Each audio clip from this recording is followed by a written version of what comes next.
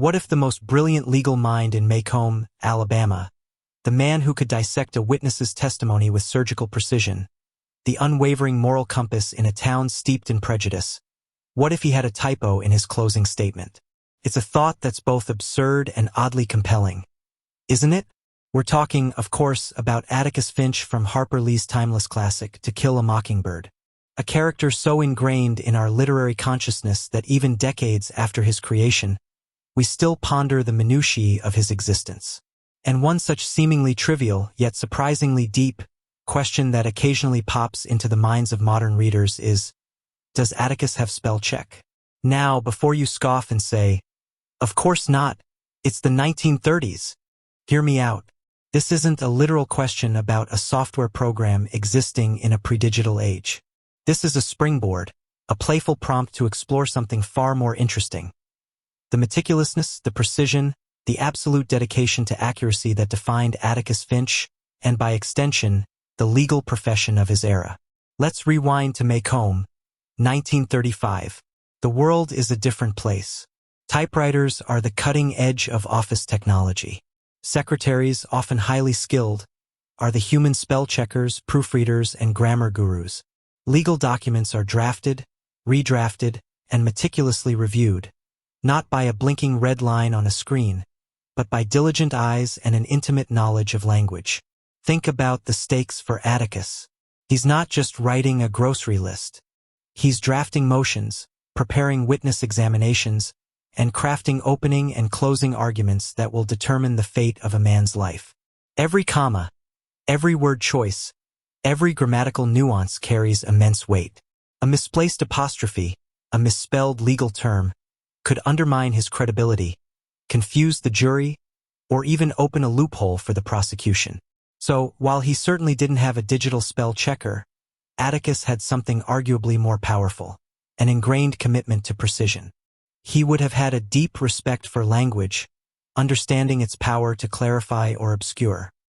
He would have been a man who read voraciously, who understood the subtle art of rhetoric, and who knew that in the courtroom clarity was king.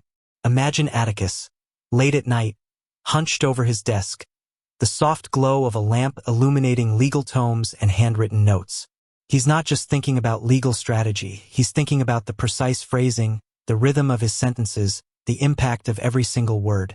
He's not relying on an algorithm to catch his mistakes. He's relying on his own sharp intellect, his years of experience, and perhaps a trusted legal dictionary within arm's reach. Consider the process. He would draft his documents, likely by hand first, then perhaps dictate them to a secretary who would type them out. That secretary would then meticulously proofread, perhaps even reading it aloud to catch awkward phrasing or missing words. Then Atticus himself would review it line by painstaking line. This multi-layered approach to review, while analog, served the same purpose as modern spell check and grammar tools, but with an added layer of human judgment and nuance. Beyond the practicalities, this question allows us to delve into Atticus's character. His integrity is his defining trait, and part of that integrity manifests as an unwavering commitment to truth and accuracy. He doesn't just believe in justice. He believes in the meticulous pursuit of it. How could a man so dedicated to truth and fairness be anything less than fastidious in his communication? A typo, while seemingly minor, could be seen as a lapse in that very dedication, a sign of carelessness that Atticus would never tolerate in himself or his work. Think about the societal context as well. In the 1930s, education was valued, and a command of language was a hallmark of an educated person, especially a professional like a lawyer. Sloppy language could easily be interpreted as sloppy thinking. Atticus, as a respected member of the community and a pillar of the legal system, would have understood and upheld these standards. Furthermore, the very act of writing and reviewing in that era forced a different kind of engagement with text. Without the immediate gratification of autocorrect, one had to cultivate a deeper awareness of spelling, grammar, and syntax. It wasn't just about correcting errors, it was about internalizing the rules of language. This level of intrinsic understanding likely made Atticus a formidable wordsmith, not just in content but in form.